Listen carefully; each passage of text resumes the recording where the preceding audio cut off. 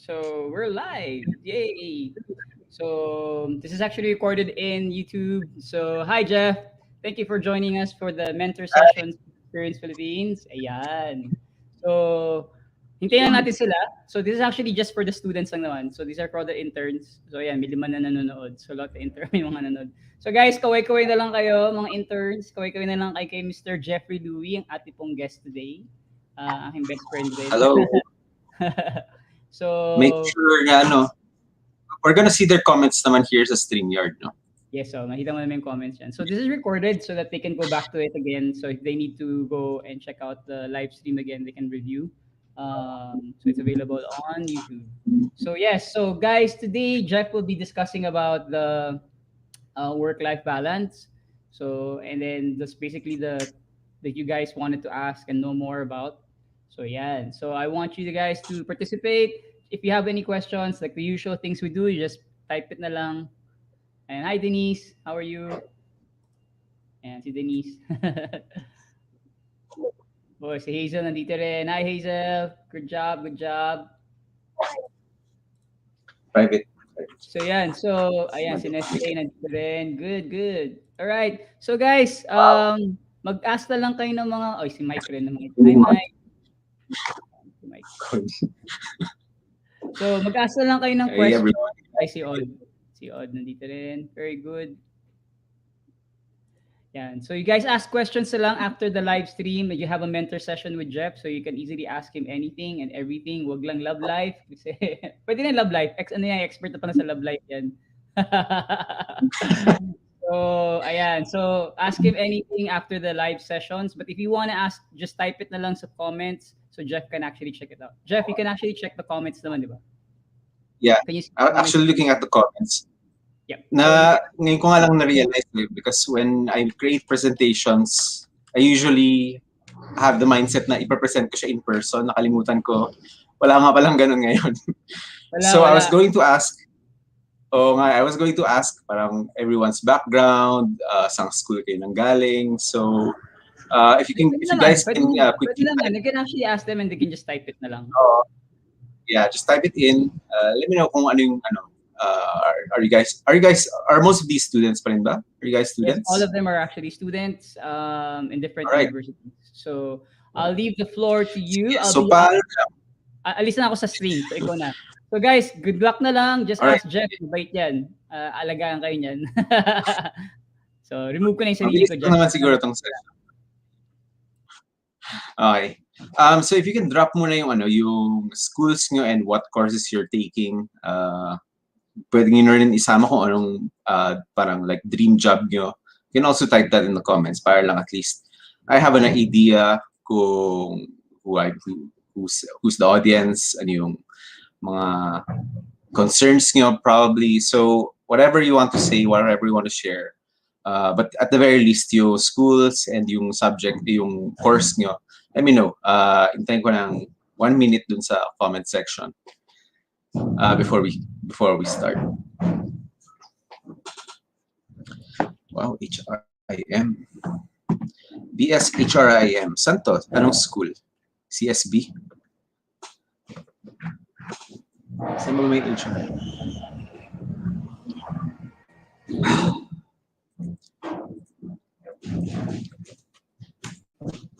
La Concepcion, BSA. Anong BSA? Agriculture. BS Agriculture ba yan? Ginugoogle ko rin namin. Accountancy, sorry naman. UP Diliman, si Audriel. HRIM rin. UP Diliman. Pareho, classmates kayo ni Denise and Audriel. I guess. Course mates. If not classmates, course mates. Whoa, Electronics Engineering si Hazel. PLM si IT, all right. So the Marikina. Okay. Sino bang hindi nagano? Si Nestle, si Mike, and si Paul. Anong backgrounds niyo? Ito pala si Mike, tapos na pala. Ayun sila, si Nestle. Psych. Okay. All right, so that's nice. Marami pala sa inyo IT, and dalawa is HRIM, may accountancy, and may psych. is quite good. Baka mas advanced yung psych si Nestle sa atin. But this is going to be a very introductory topic, especially since you're just about to join the workforce. So you're here sa in the Experience Philippines experience or training program, or I'm not sure what it is right now, internship, no. So you're having a first glimpse of what it's going to feel like working in being part of the corporate world. Iba-iba rin kasi yung it really depends on the company. Experience Philippines as a startup is nice kasi it's very dynamic, it's very small, so kumaga yung concerns of everyone is naririnig pa. But when you go to a bigger company, minsan you air out your complaints sa manager, but minsan hindi naman wala nangyari kasi mas maraming red tape sa manager ni manager, kailangan pang i-escalate, and then sa boss ni manager, and so on and so forth. So those are ang advantage naman sa corporate is usually mas refined ng process. They have several programs that they can afford to think of, like programs for work-life balance, programs for CSR, inclusivity. Sometimes they have like parang lessons on discrimination in the workplace, mga ganon. These are some topics na minsan hindi na tackle with a small company or a startup dahil you have to a small company and startup usually needs to balance their resources as well. But ang focus natin today is how to achieve work-life balance, and we will see kung kaya nating ma-achieve yun within this hour. So we will start with me, kung bakit nyo kailangan makinig sa akin. So alam niyo naman yung kasabihan ba, na papunta pa lang, pabalik na kami, usually mga sinasabi ng matatanda. So parang you can listen to me, you can either ignore me, kayo bahala. So let me just say kung ano yung background ko, ano yung pinanggalingan ko. So again, my name is Jeff.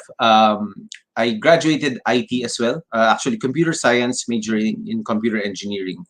So computers ang field ko before. I thought that was what I was going to be passionate about when I was in high school, going into college. And even in college, I really had a great time, developing systems, creating prototypes. Kasi may hardware rin yung sa course namin. So it was really, really fun. And I've also worked in customer support, financial tech. And I'm also one of the co-founders of Experience Philippines. Ayun, may comment si Gian. I love you, Jeff. Ayun, so I'm also one of the co-founders of Experience Philippines, especially in the earlier, the first decade ng Experience Philippines when we were setting everything up. Nakaisang dekada na Experience Philippines. First 5 years of Experience Philippines, especially, that was when I was most active. On top of all of those, I also learned how to speak. I also know how to speak 3 languages: English, Filipino, Japanese. Those are the fluent languages that I can. I know a little bit of Chinese and Ilocano, ng konting-konti lang, konting Bicolano. So those are what I can do on my spare time.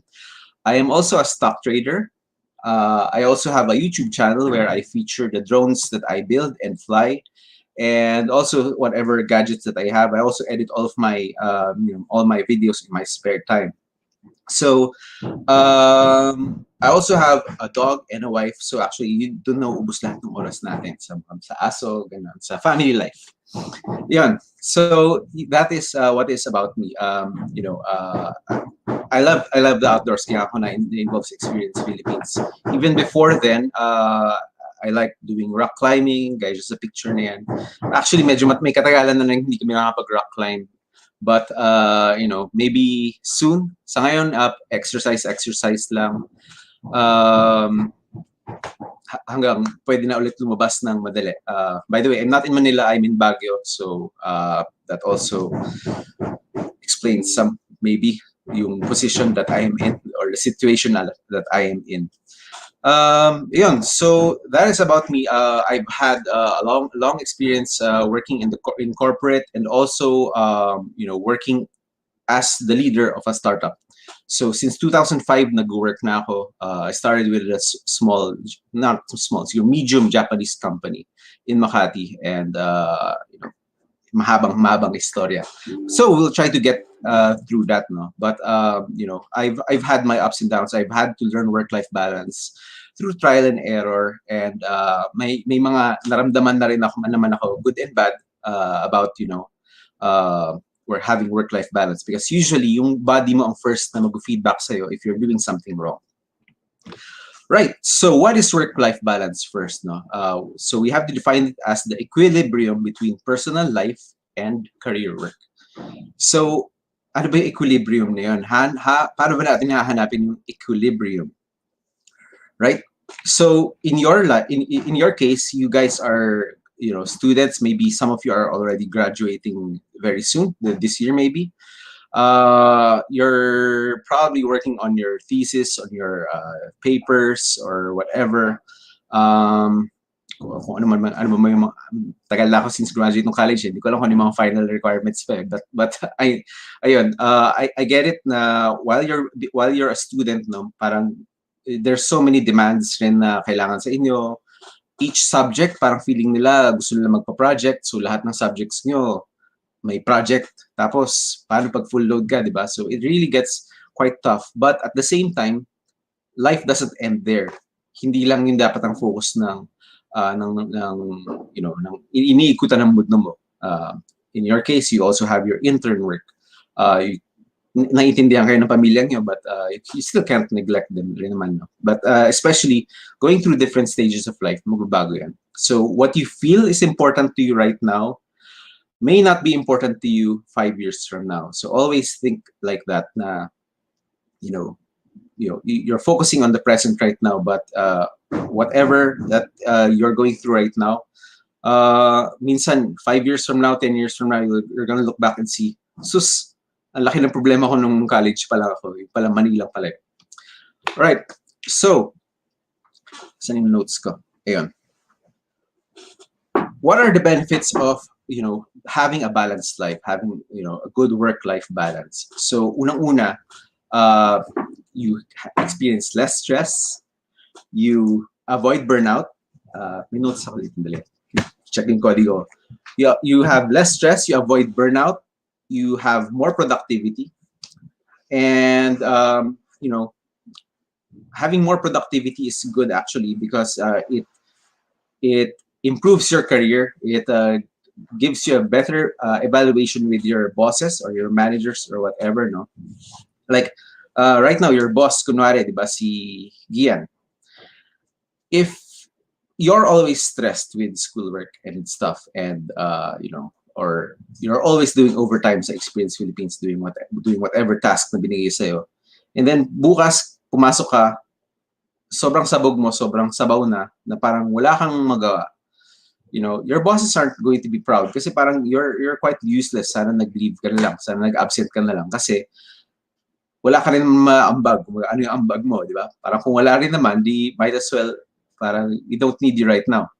So yun yung importance actually ng work-life balance, is you're actually able to contribute more to whatever purpose you're trying to serve.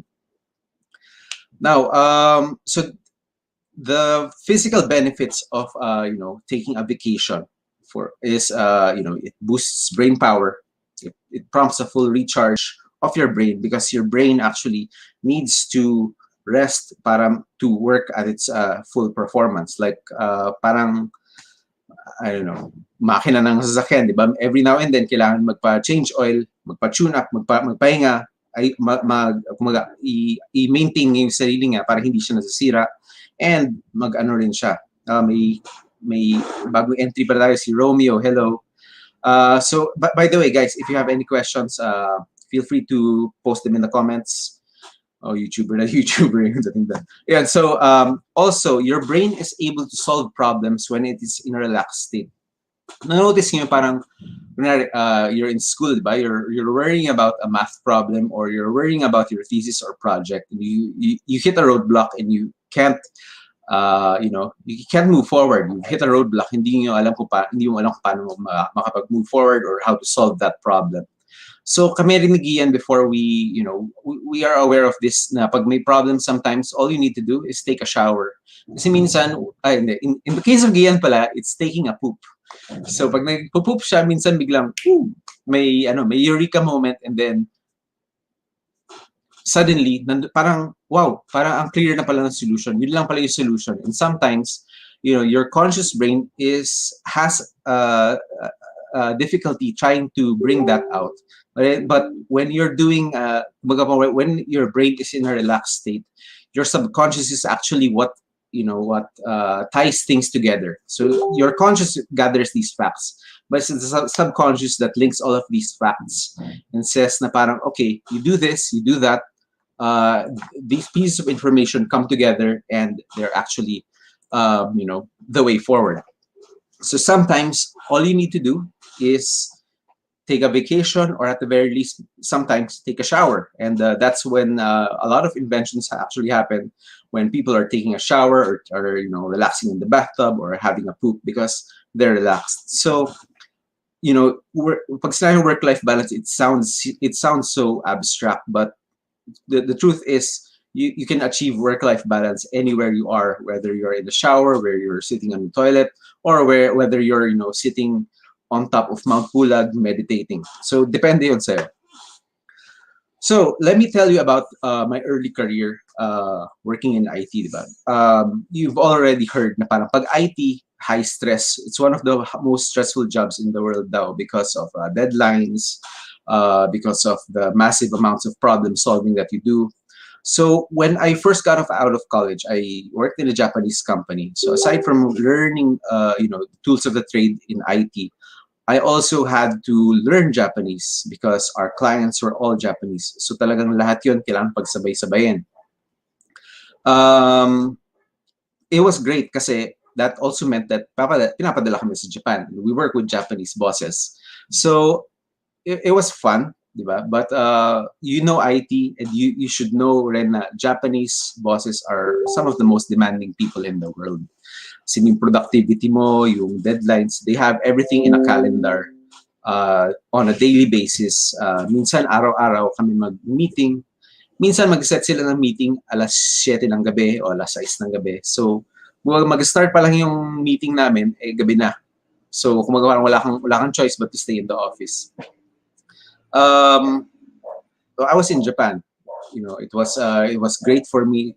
Parang early on in my career, I was working in another country, but then I wasn't actually living kasi Saturdays I was still in the office. Saturdays I was looking for empty conference rooms kasi sarado yung canteen, and hindi ka pwede kumain dun sa work floor, where hindi ka pwede kumain sa desk kasi bawal. So binabaon ko na lang. I mean, I don't even tell them anymore. Wala doon yung mga bosses ko. Ako lang yung naghahabol ng deadlines.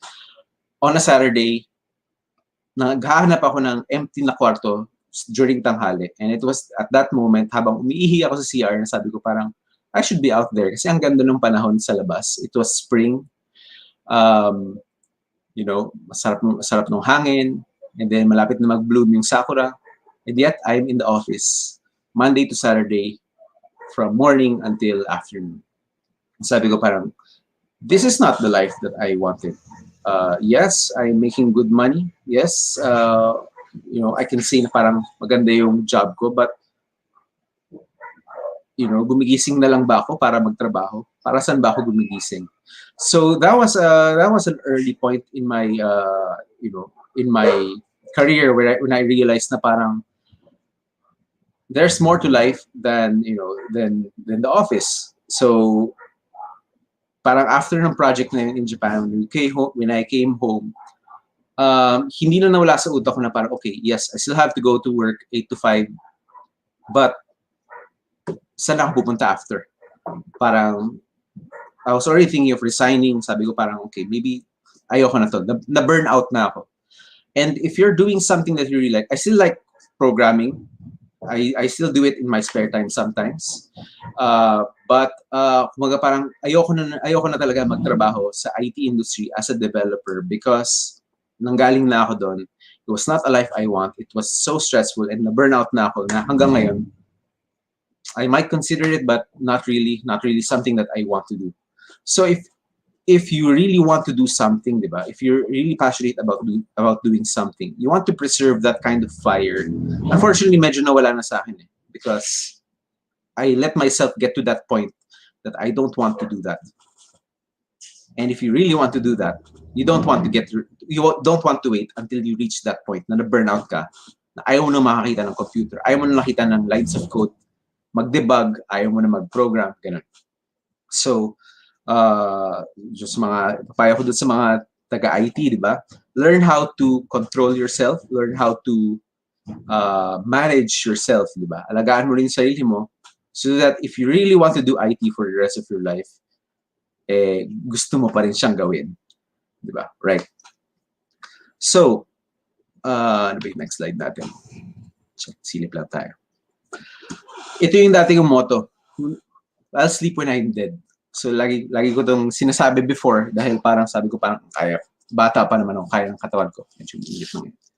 Bata pa naman ako, kaya naman katawan ko. But actually, it's your body that tells you agad pag may problema na.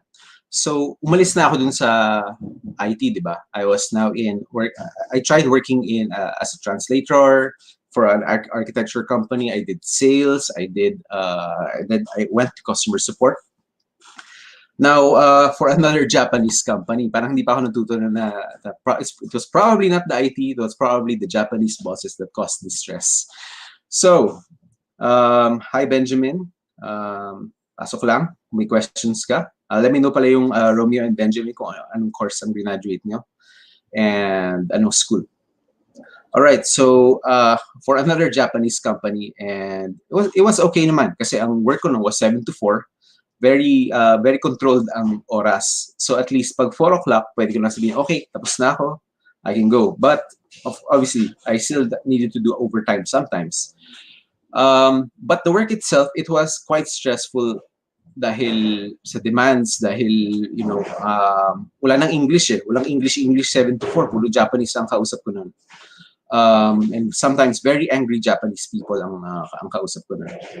So, my body's way of telling me that I had to slow down was, nag-take a leave ako actually nun. Kasi sabi ko parang masama pakiramdam ko, nagpaalam ako sa lead ko, sa boss ko, manager, na para mag-leave muna ako. So I took 2 days off, 3 days off. But yung policy kasi noon sa amin is if you take like 3 days off, you have to come back with a medical certificate. So pumunta ako doon, sabi ko, okay, pa-check lang ako, general check-up lang para at least, you know, may papakita lang ako. Now, nung in-ECG ako, yung heart ko pala nagkakaroon ng arrhythmias, which are irregular beating of the heart. So ayun, that was one way of my body telling me na slow down dahil if you don't slow down, this is going to get worse. This is going to become permanent.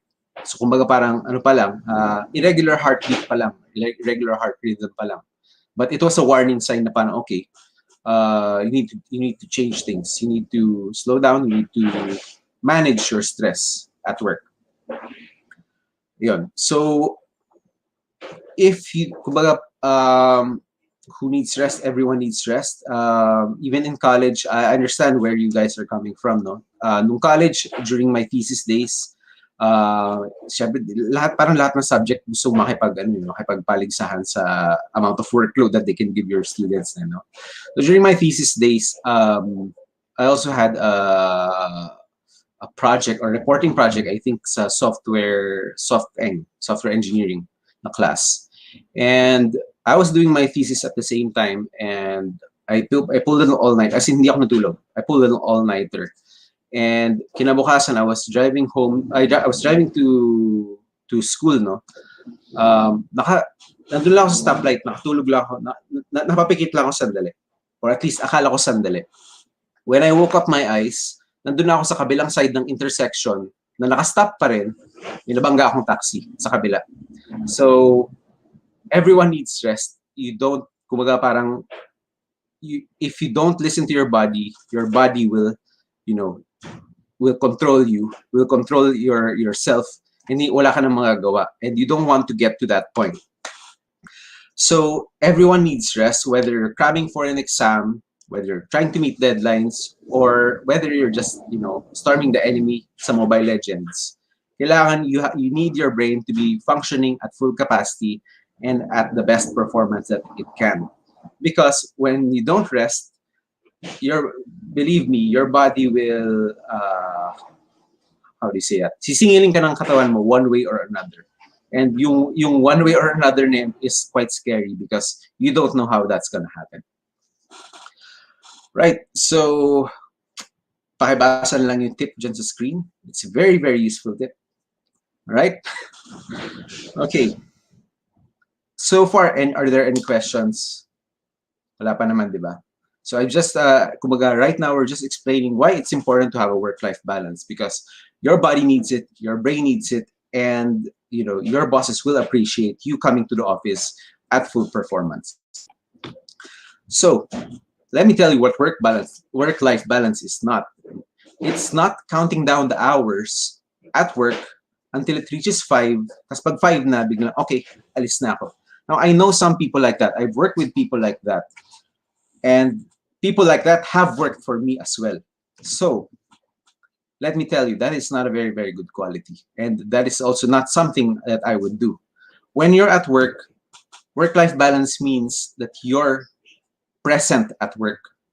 You're there physically, but you're also there mentally. You're thinking, you're solving your problems, you're doing your job. Obviously, not all the time. Kasi sa loob ng 8 hours, 9 hours that you're in the office, I understand that not everyone is, hindi naman lahat ng 9 hours na yan nag-work eh. Sometimes you're gonna check your Facebook, and that's okay. Sometimes magpapahinga ka, mag-yossi break, kakain. And that's okay. Walang kaso doon. What's not okay is parang, okay, yung tinatawag lang petics. Sometimes it's okay. Sometimes pahinga yun pag hindi kaya. Pero, ang problem is pag parating ganun. Diba? Parang pumasok ka ng work, wala kang ginagawa, kukunwari kang nag-work, and then 5 o'clock na alis ka. That is not work-life balance. That's just life. You just want to spend life. You just want to go play video games, and that's not very responsible. If you want to achieve work-life balance, hand-in-hand dyan ang excellence. Hand-in-hand dyan ang commitment to doing the best that you can at work as well. Right? So with that out of the way, let me tell you about delivering results. So tapos na ako dun sa phase na nagkaroon ako ng na burnout ako. Tapos na ako sa phase na nagkaroon ng arrhythmia. Andun naman ako sa phase na tinatawag na akong tamad, napopromote pa rin. Paano ba natin naabot yan? Right? So, nakikinig ko rin ba si Gian? Because, alam niya to. Kasi nasa EXPH na ako nito eh. So, during some of my busiest days with, una kasi it was called Tara Let's Go before it was renamed to Experience Philippines. So, during the early years, I was very active. Talagang, juggle talaga. Juggle ko yung experience ko with, yung time ko with Experience Philippines. At the same time, juggling time with my day job because I still had work sa fintech company where I work.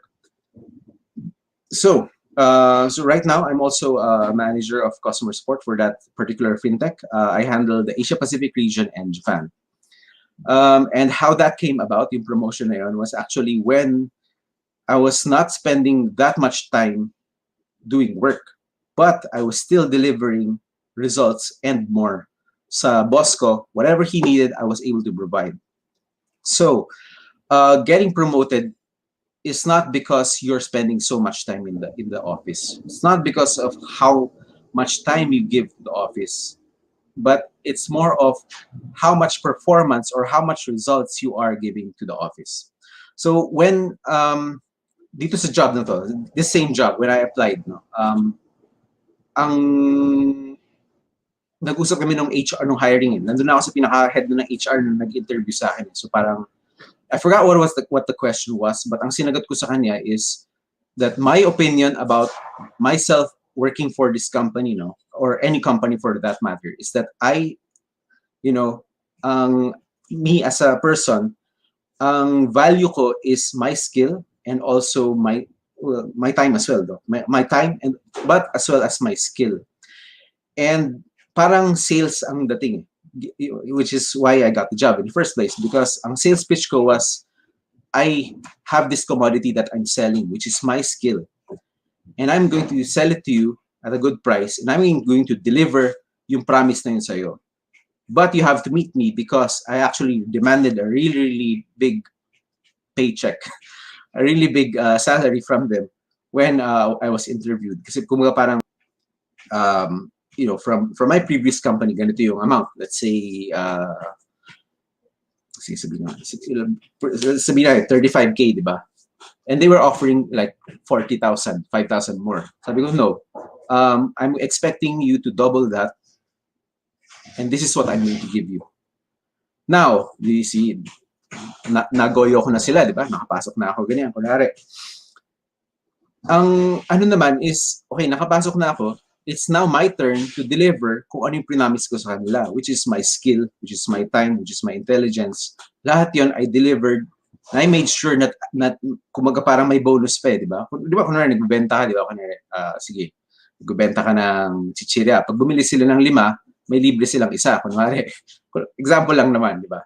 So parang ganun yung mindset ko when I started with this work, na parang, okay, they ask for 5, I will give them 6. They ask for 10, I will give them 11. Lagi may freebie, lagi may sobra.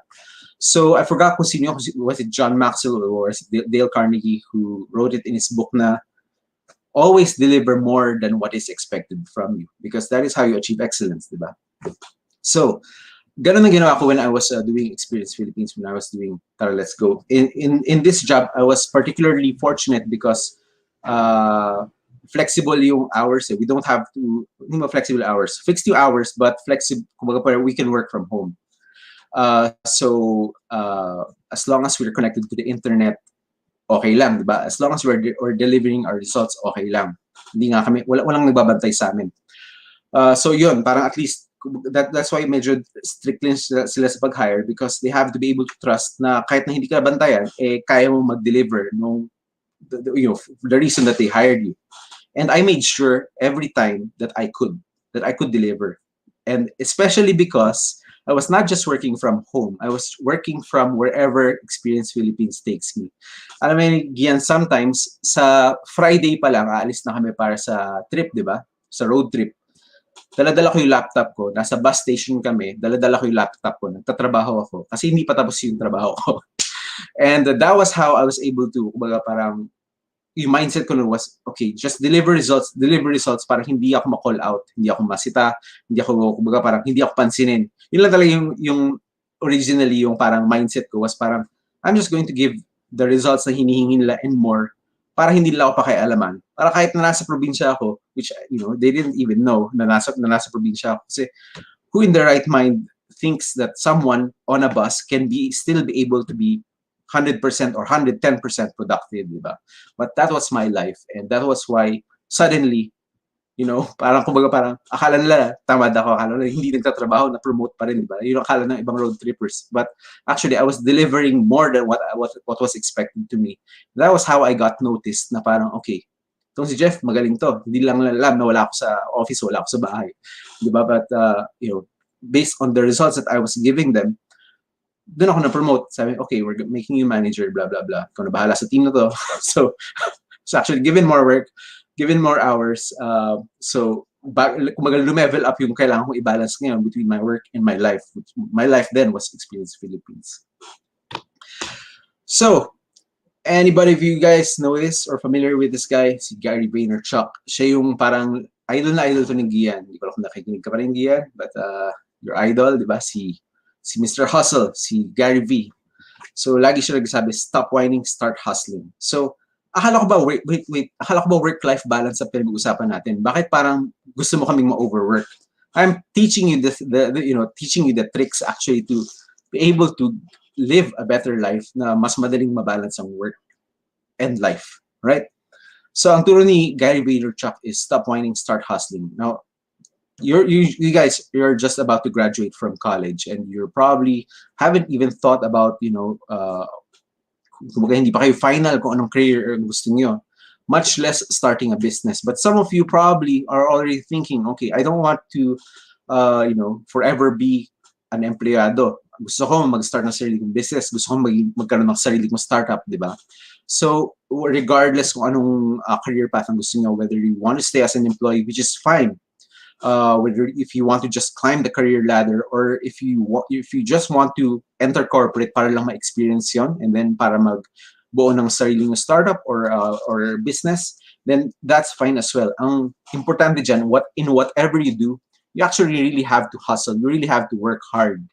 So, pag sinabing work-life balance, kasi people think about the vacation part dun sa work-life balance, but they're forgetting that on the other end of the scale is you really have to put in the work pa rin. It just has to be in balance. So, sabi ni Gary Vaynerchuk, stop whining and start hustling. So, totoo yan, parang, some people, they just whine, they complain, parang, dami kong trabaho, busy, overtime na naman, ganyan. Some days, you really have to put in the work. Some days, you have to, overtime. But some days rin naman, you have to say, okay, boss, pahinga naman.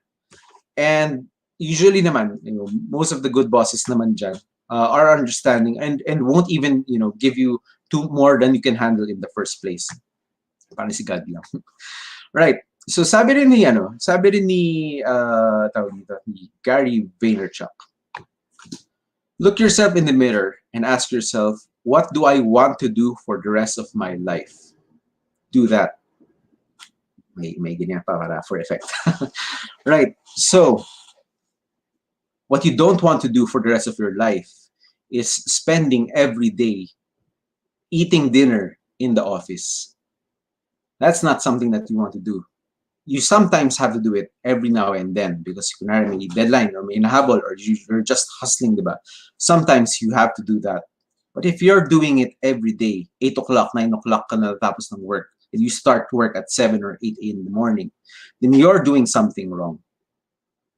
You have to rest. You have to, that's not the life that you want. That's not life, that I encourage. Kasi you have to be able to do something else as well. Now, mahirap gawin yan. For example, si Gian, that's mga serial entrepreneurs na parang, okay, every minute of their life, they're thinking, how do I expand? How do I grow my startup? How do I make things better? How do I improve? Diba? Even ako, after I finish my work, ang inisip ko is not, ano kayang papanood ko sa Netflix? Ang inisip ko is, ano kaya next episode na gagawin ko for my YouTube channel? Or ano kaya yung next na drone na bubuuin ko? Or ano kaya yung, whatever, diba? Iba-ibang bagay. So, what do I want to do for the rest of my life personally is not to be tied to an 8 to 5 job. That I want to be able to, have investments, have businesses, and have income na pumapasok, and flexible ang hours ko, flexible ang work location ko, because not every company can afford or can allow you to work from the beach or from Baguio. My office is in Makati, but I'm here right now in Baguio. So, yan, David, by investments talaga. So that's what I'm heavily focusing on. That every day right now, I'm learning more about stocks. I'm learning about how to improve my YouTube workflow. So I'm learning more about tech because topic ng aking YouTube channel is tech. So I'm still learning a lot of things outside my work, because that's what I want to do with the rest of my life. It's not to work. It pays the bills. You have to be clear, and you have to define your priorities.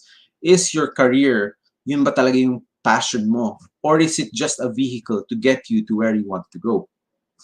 For me, it's fun. It's great. I've learned a lot of things. It has great benefits, great flexibility. I can work anywhere I want. We have infinite leaves in my company. So if you want to work here, give me a holler, okay? We have infinite leaves as long as, syempre, papaalam pa rin sa manager mo. But we don't count how many leaves you take in a year anymore. So, I mean, this is a great company, but it's still not what I want to do for the rest of my life. This is a vehicle for me. But if I can make the same amount of money here in my work, nang hindi ako masyadong actively part of it, then doon ako nag-focus, doon ako kumbaga parang doon ako that's where I'm putting my effort para mangyari yun in the future. Not yet there. Don't get me wrong. But I'm trying to. So, dito tayo sa creating your environment. Now, I've discussed how we can benefits of a work-life balance, or what a good work-life balance looks like. So ito naman yung what you can do when you get into the workforce, or even now kung nasaan kayo trabaho nyo ngayon, or sa school, sa internship nyo. This is what you want to do. First, you want to set boundaries, di ba? Again, it really depends on your priorities. Sometimes, siyempre, kunwari, student ka, di ba? Pag nag-text sa'yo yung professor mo na may kailangan ganito, hindi mo pwede ignore, hindi mo pwede sabihin, sorry, prof, boundaries, di ba? But in my case, kunwari, I work from 8 to 5, di ba? As a manager, I allow my boss to contact me kahit gabi hanggang 9 o'clock. But she understands na late na yun para sa amin.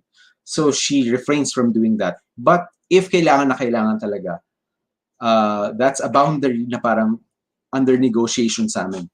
So that's one. Two is yung time na parang, okay, pag 5:30, nag-OT ako minsan kanina, 5:30 na, okay, stop na. Pag 6 o'clock na, nako, very late na yan. But sometimes, during the release of our product, that's twice a year, syempre nag-hustle kami. Minsan 8 o'clock, 9 o'clock, for 1 week, minsan nag-OT kami. Pero yun lang yun. We're very clear na parang, okay, hindi ganito yung regular programming namin. So yun ang unang-unang kailangan nyo i-define. And it really depends on sa work nyo, di ba? Kung hanggang anong oras lang kayo pwede mag-work. Now, ngayong naka-work from home tayo na setup, di ba? Or at least kami, or most people ngayon. We also have to define where to work. Kasi pag yung laptop mo, dinadala mo sa bedroom mo, psychologically, yung tawag dito, nagbo-blur masyado na yung line between work and personal life. So, ang recommended is where you work is not the same as where you eat or where you sleep. Kailangan magkahiwalay na area. It doesn't have to be a home office na closed off. Basta magkaibang lugar, generally. Right? So, you have to define your boundaries. When you work and where you work, and even if you are contacted about work outside the work hours. So, ito na pala yun, professional limits, di ba? Na parang, if tinawagan ka ng boss mo at 8 in the evening, 9 in the evening, you are supposed to say, boss, sobra na, tama na. Di ba? Yung mouse ko na wala. Yun. So, you have to set professional limits as well, na parang, okay, this is not something I can do anymore. Bukas na, parang ganun. So, kanina we were talking about excellence at work.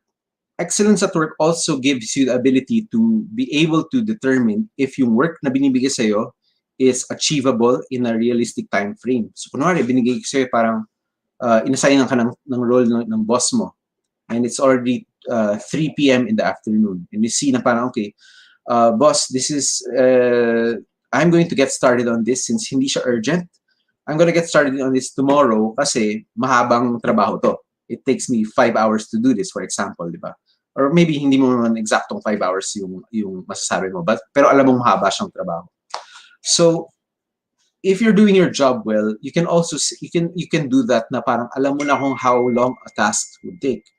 So you can also, you now have the power to say to your boss na parang, hey, this is not achievable today.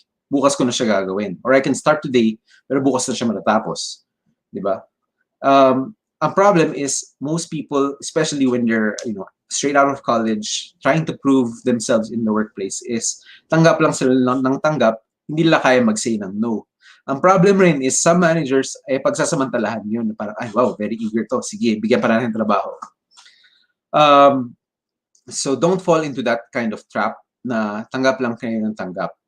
In fact, your intelligence will show more if you can analyze a task na pinapagawa sa'yo even before you get started on it. If you can analyze na parang, okay, boss, this task, pwede itong i-break down into 4 chunks. I can get started on the first chunk. I'll finish the rest of the 3 tomorrow. Diba? That's very impressive. If you're working for me, and if you can tell me that, if you can give me that kind of analysis, I would be very impressed. And I would tell you, parang, you can get started tomorrow. I don't care, as long as it gets finished by the time you promised to me. Isa pa yon, when you promise something na matatapos, make sure na matatapos mo within that promise. So, kunwari, you think na parang kaya mo siyang tapusin within 6 hours. Magdagdag ka lang ng konti. Gawin mo ng 7 hours. Sabi mo, boss, I can finish it in 7 hours.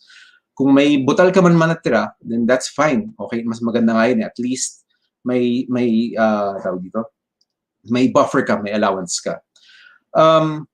Another thing that this kind of kind of critical thinking helps you with, no, is research nyo lang yung book ni Tim Ferriss called The 4-Hour Workweek. We won't discuss that now, but it's a really, really good book. It tells you about how to automate your work. It tells you how to make your work efficient, etc. Because honestly, you don't need 40 hours in a week to do everything that you need to do. Sometimes talaga, you can really, compress that thing. Ang problem is some people compress it and then ask for more work, which is okay din naman, di ba? Give it your all. But minsan if you finish your work early, you can work on other things as well, or you can tell your boss na parang, okay, I'm going to do some self-improvement, self-care, and that should be okay in the modern workplace. When I started work 2005, hindi pa ganun yung workplace, but right now, that's actually very much encouraged right now in the workplace na parang you're doing something beyond your current work. sorry, COVID, joke lang. Next slide. Di pa pala. Okay, next is redefine your workplace. What do I mean by that? Use your FWA, which is flexible work arrangement and leaves. FWA is just a fancy term for work at home, work from home, or work from anywhere. So if you are allowed to work from home, do not abuse it.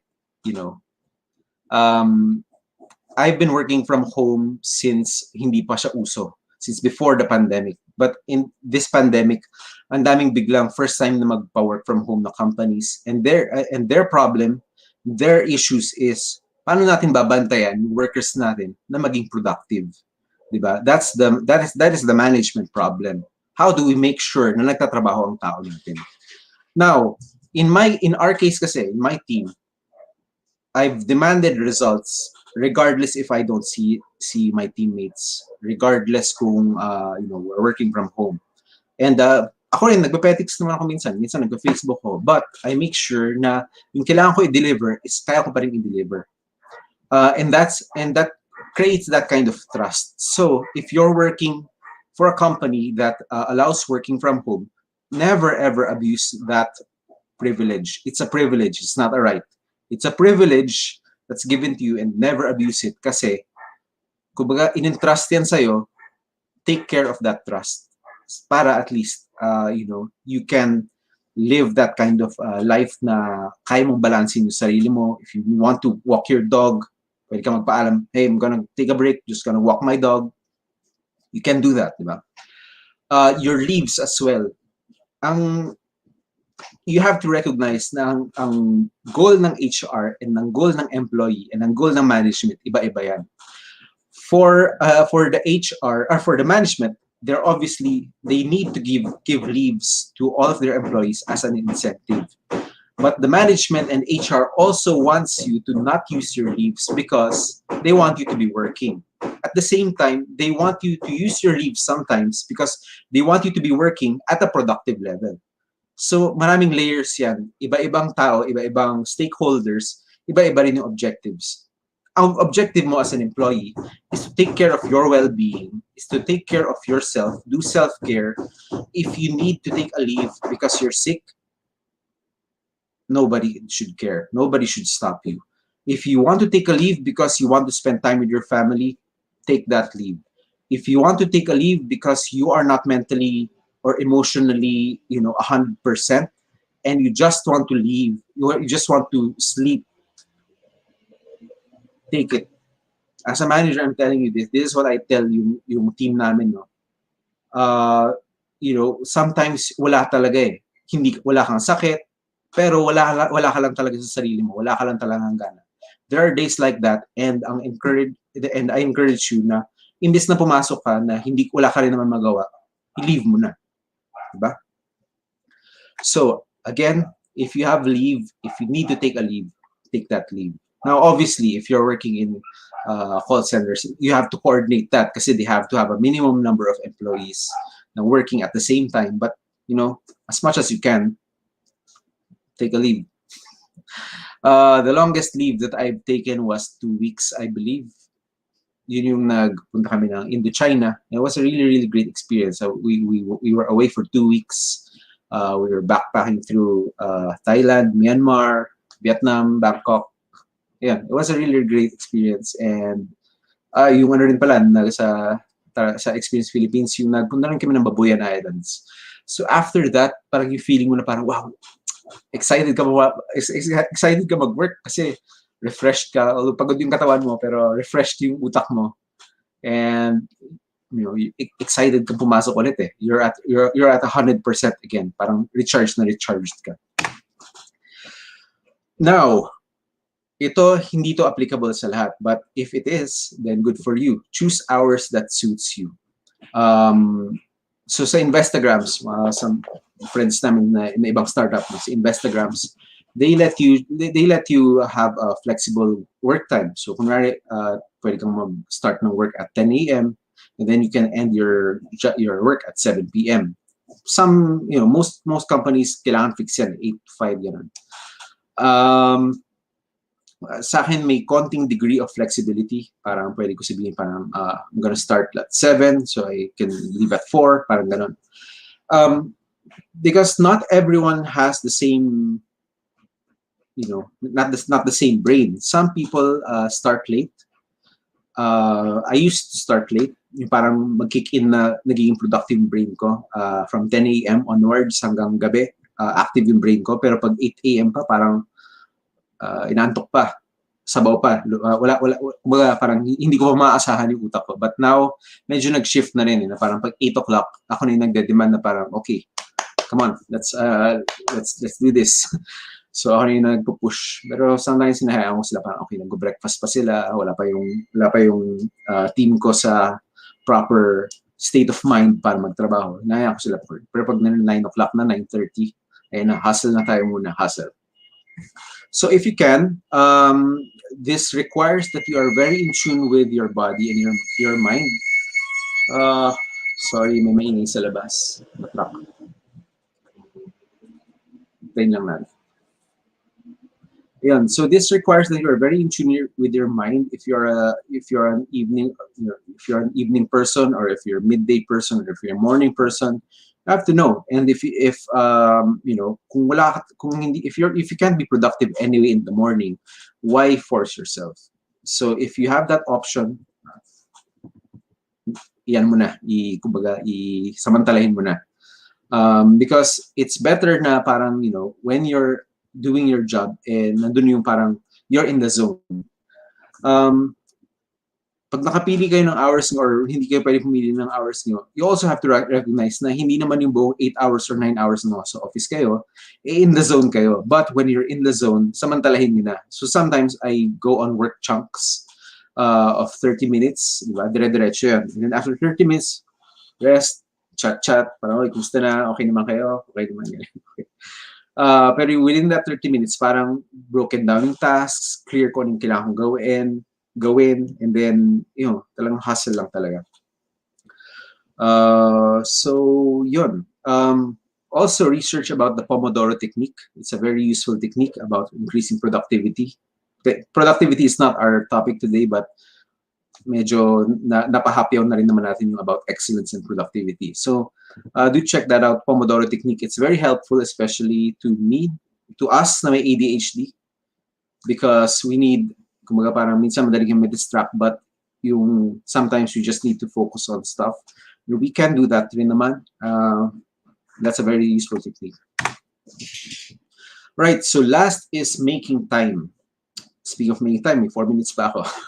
Hahabulin na ito. So last is making time. Sometimes talaga, this is all about choice. Life is all about choices. Now you can either choose to let things happen to you, or you can choose to make things happen. In this case, time. If you're always, just letting life happen to you, wala talaga mangyari. But you really have to set time for your interests and for self-care as well. So you have to be in tune with what your body is telling you, what your mind is telling you, na parang pag gusto niyang, pag tapos na yung trabaho naman, doon naman kayo, shift naman.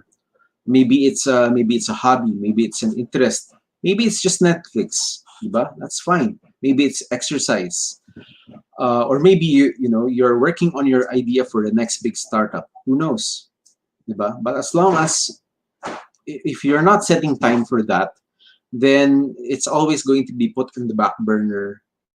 It's always maging, someday is always someday in the future, hindi nangyayari.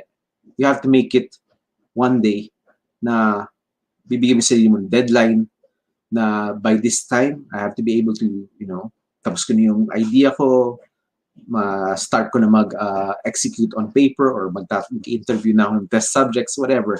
Diba? Or by this time na start ko na yung project ko na drone, ganyan, or gagawin ko na tong video na to for my YouTube channel. So you really have to set that time. Or kung hindi man interest or hobbies, self-care like yoga, meditation, being mindfulness, diba? Those are things that you have to make time for.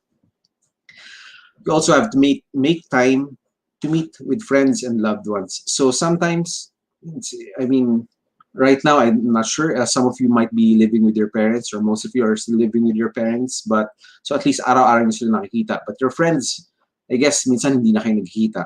In my case, nung March, last ko sila nakita, and then prior to that was October. That's puro video chat lang. So sometimes, you really just have to make time to meet your friends and loved ones. Sabi nga ni Jim Rohn that, sabi niya? Never miss a thing. So, kunwari, what that means is yung mga important things in life, like, pag kinasal yung friend mo, or at invited ka, obviously, or pag birthday or anniversary or something like that, diba? Kumbaga, hindi mo pipiliin na parang, shit, kailangan ako ni boss, doon ako sa work. You go to that wedding, you go to that birthday, you go to that anniversary, you go to that whatever, diba? Never miss a thing. So yun ang lagi ang priority mo. And I'm saying that as a manager, diba? Kung magpaalam sa akin, parang I need to go here, ganito, important family event. Wala na usapan, just file the leave, we can go. Okay lang yun, diba? Maybe hindi ganun lahat ng mga managers na mga meet nyo, but at least sa amin dito sa Experience Philippines, they're quite understanding. Now, kung talagang olats yung pinagtrabahuhan mo, olats yung manager mo, na parang sarado yung isipan, or even the job itself, sometimes you have to make that decision na parang, ito ba yung gusto kong gawin? Maybe it's time to move to a different job, find a different job, find a different boss, find a different industry. Sometimes, yun ang kailangan. So, nanggaling na ako sa IT, napunta na ako sa architecture, nakapunta na ako sa sales, napunta na ako sa wellness, nakapunta na ako sa fintech ngayon. Sa travel, obviously, sa Experience Philippines. So, minsan hindi tama yung minsan yung akala natin na yun yung passion natin during college or during high school. Minsan hindi pala yun. Minsan ma-discover mo lang yun along the way. And it's all right na mag-restart. I've restarted my life several times. And buhay pa naman ako. I was able to still make a career for myself. And you have to be brave enough to do that as well. Na parang if things aren't working right, evaluate. Maybe you're meant for something else. Right? So, yun nga yung sabi ni kanina. Sino ba nagsabi nung kanina? Sabi ni Nestle, parang work to live, not to live to work. Here's another quote. Don't confuse having a career with having a life. Because you never know, baka 5 years from now, wala na yung career na yun. Or baka 5 years from now, iba na yung gusto mong gawin.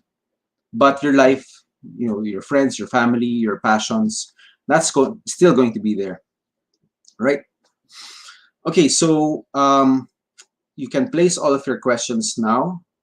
If you have any questions or comments, sorry, medyo nagtagal tayo, but if you have any questions, feel free to post them. I have one more slide, pero let's stop muna for questions.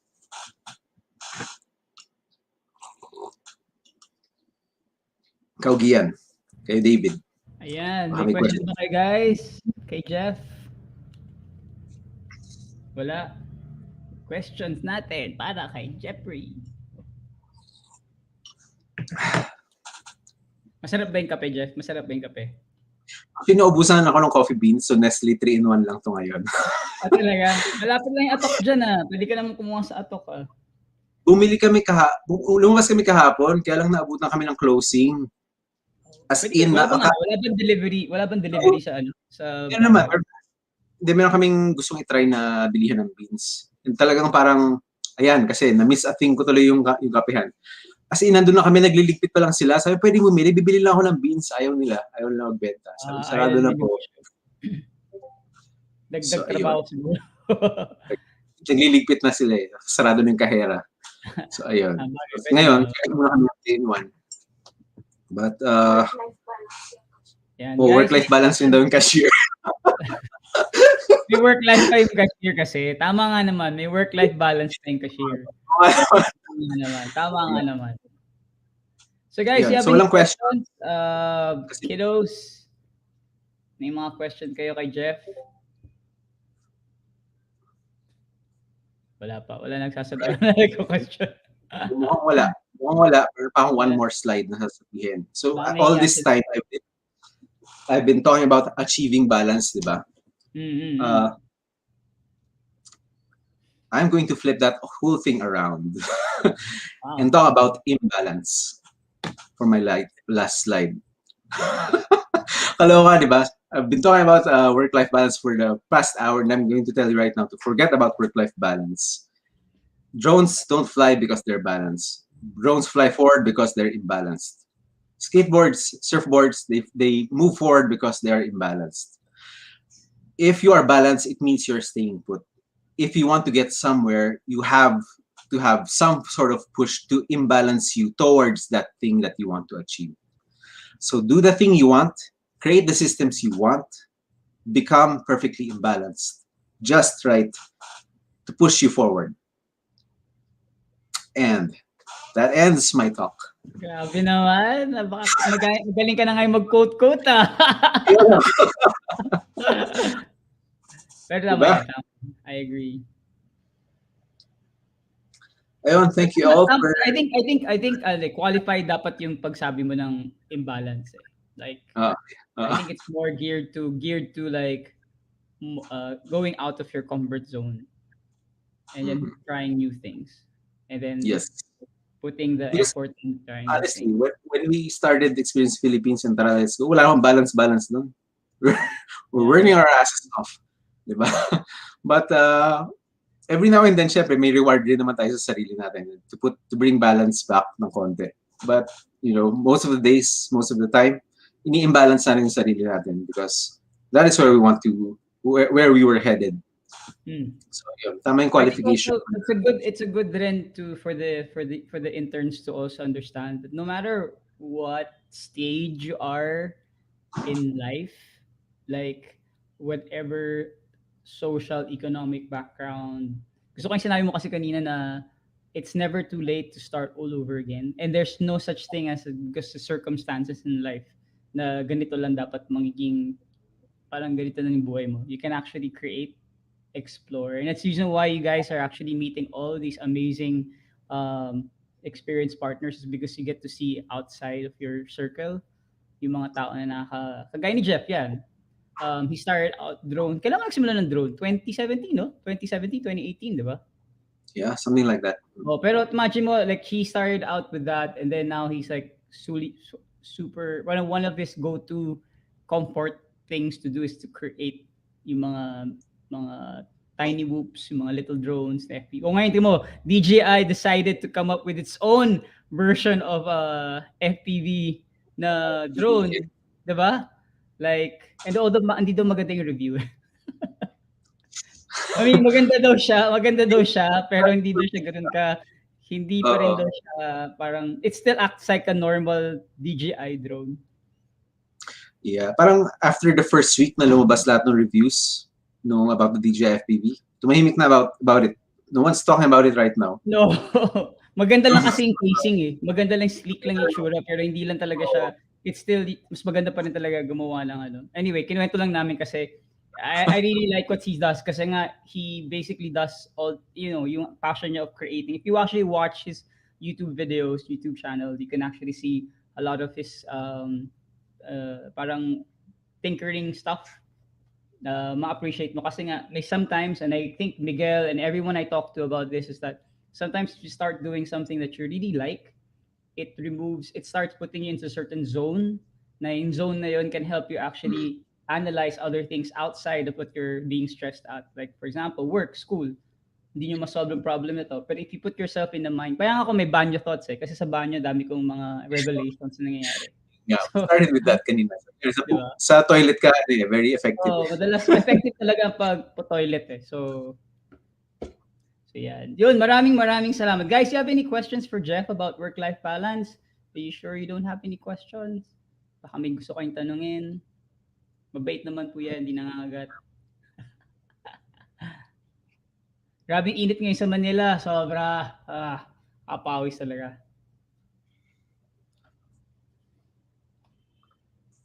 Dito medyo warm na.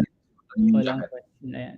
Hi sir, ito, tanong ni how do you keep feeling guilty about completing all of your daily tasks way too early, making you feel like you're not doing enough for that day? Wow, that's a very good question, Julia. So, address ko, why do you feel guilty? Because you are able to do your job quickly and efficiently.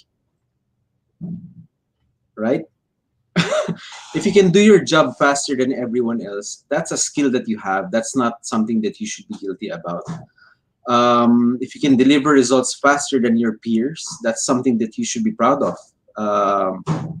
You've earned that extra 10 minutes, 20 minutes, or maybe even an hour of rest dahil tapos mo yung trabaho mo while everyone is scrambling to whatever na assigned sa kanila. That doesn't mean that you can't offer to help. But you shouldn't feel guilty na natapos mo kagad yung tasks mo for the day. Ang next na question dun is, yung inassign ba sa'yo na task, masyadong magaan para sa'yo? Or kumbaga, hindi ka na ba na-challenge sa work mo? Because ibang usapan naman yun, pag hindi ka na na-challenge, that's something that you want to also look into para at least you're always growing.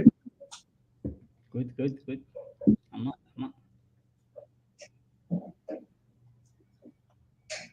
Oh, may tanong pa? May mga tanong pa? Sana nasagot ba yung tanong mo, Lia? Sagot naman. Si Lia yan. Sila yung gumagawa lagi, Jeff, ng mga did you know? Fun facts. Nakita ko yung pangalan nila dun sa sa Experience Philippines community. Oo, sila yan. Sila Julia, sila. Nasagot daw yung tanong. Very good. May tanong pa, guys? May tanong pa kay Jeff? Dito yung wife ko, alam niya magaling ako mag-petics. So, sabi ako, hindi ka naman nagtatrabaho. Efficient lang wala ko. Kasi, di ba sabi nga din nila, hindi naman daw talaga, you don't have to spend 8 hours doing something. Here, Miguel has a question. If your mind is still not up for the day or still feels sleepy, how can you enter the zone to be more productive? Wow. So, paalam ka. Tanungin kay Jeff yan. Kung sa amin ko tatanungin ito, paalam ka. I mean, even when we were doing Experience Philippines actively, sabihin kami ni Gian would say parang, we need a self-care day. I need a self-care day. Or he needs a self-care day. We will just, take the day off. may ganun talagang times na wala talaga eh. Especially now where I'm at, mas conscious na ako na, minsan kasi di ba parang pag may pinapatunayan ka pa, mahirap gawin yan eh, kasi parang gusto mong i-prove na day in, day out, you can produce, you can deliver. But that's not realistic. Hindi naman talaga nangyayari yan. And as long as decent naman yung kahit sino yung boss mo, if you tell them na parang wala ka talaga, like today, I asked to take the afternoon off. Kala ko sabihin mo today, hindi ako nagtrabaho. Well, literal. kasi kung ano yung dinescribe ni Miguel, ganun yung state ko rin kanina eh. So sabi ko parang okay, binabayaran ako but wala naman akong na ginagawa, might as well take the day off. And kumaga, hindi naman yan parang, ayun, hindi ko yata nasabi kanina na you have to be honest rin kasi with your managers na parang na pag nagpaalam ka, yun talaga yun. Hindi yung parang, boss, may sakit ako eh. Tapos bigla makikita sa Facebook na nasa beach ka pala, di ba? Never do that kasi pag nangyari yun, mawawala yung trust. But kunwari, may trust pa rin kayo with your boss na parang when you say you're not feeling it, when you say you need to take a day off, there has to be that trust na you really need to take that day off. Kunwari, if you're working for me, Miguel, di ba? And we've established that trust. If you tell me na you're not in the zone, you're not feeling, I mean, physically maayos ka, but mentally wala ka, and you want to take a day off, I'd say, okay, go. I'd tell you that you can go. Yun yung trust na importante rin between the boss. I think it's also boils down to honesty with yourself, and honesty with the people you work with or whoever you have any obligations with, so your teammates or family or whatever. Because if you're not honest about it, and if you're just hiding the fact that you are parang you're just coming out with an excuse, then I think that's wrong already. But if you're honest naman talaga that you're tired and you're not mentally stable or you're feeling sleepy, you're not really in the zone, I think kaya nga yung mindset ngayon, di ba Jeff, most of the time it's not even how we built it. It's really not about the number of hours you dedicate on the work, but it's the output that you actually give out. That is more important. Yun. So just yun, honesty lang, honesty.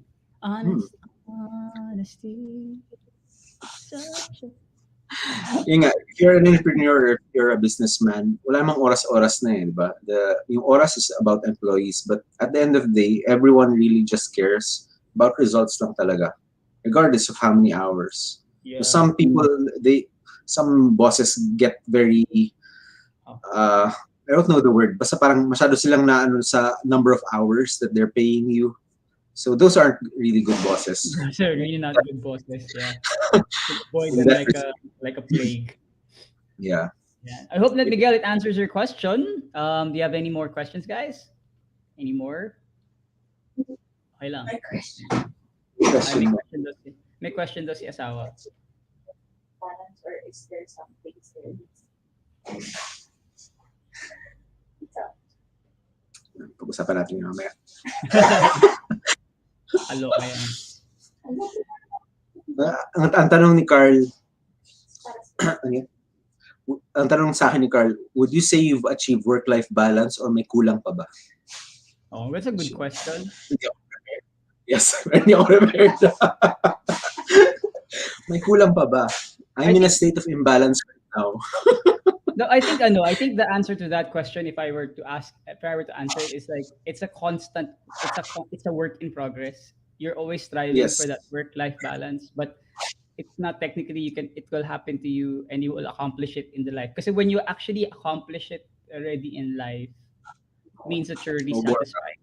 Parang you're satisfied already. You don't want to move forward, now do you want to move back? Parang you're okay na. I don't know, that's just my opinion. So, ako mali lang. Ako yung walang work-life balance.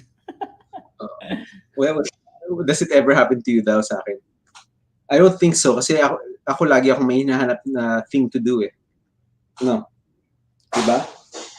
So I'm always looking for something to do. Pag wala akong ginagawa, yung parang perfectly balanced, nabobore ako. And I need to do something. That's good. Parang ikaw ano? Bored. Ayun, bored na daw. Bored na si Carl. Yeah. So you guys who don't have any questions, Dito pa rin you can go through the whole presentation again. If you have any more questions, you can easily Jeff is also part of the Experience Philippines community. You can actually message him. And then you can message the Discord channel. So you can actually ask me and I can just send it to him there. So if he wants to help you out and answer those questions. Good job. Good job, Jeff. Thank you so much for sharing your time. For choosing April 7 as your date for ano. Thank you, Ren. You're Yeah, welcome, everyone. maraming salamat. Sana Welcome. guys, thank him because he really took time although malamig sa Baguio at madami rin ginagawa si Jeff. Kala mo walang ginagawa, mukhang ganyan lang yan pero busy rin yan. Busy sa kanyang aso. Joch. Yes. So yun, maraming salamat Jeff for taking time. So we will end the broadcast already and then these guys can just contribute na lang. So next week pala we have I think if I'm not mistaken next week our topic for next week is about freelancing. Tama ba ako? Freelancing yata next week. Yes, freelancing yeah, how to become a freelancer and skills you needed to succeed in becoming a freelancer. So that's going to be in collaboration with FH Moms. So although hindi si MK mag-attend, yung founder, but another one from FH Moms is going to be coming, si Miss Christine. She'll be helping us out on next week for your topic on becoming a freelancer and the skills you need to succeed. All right. Para tayo nagsho-show na. Maraming salamat guys. Thank you so much. Good luck. And bye Jeff. Bye Jeff pala. End ko na yung podcast pala. See you guys. Thank you.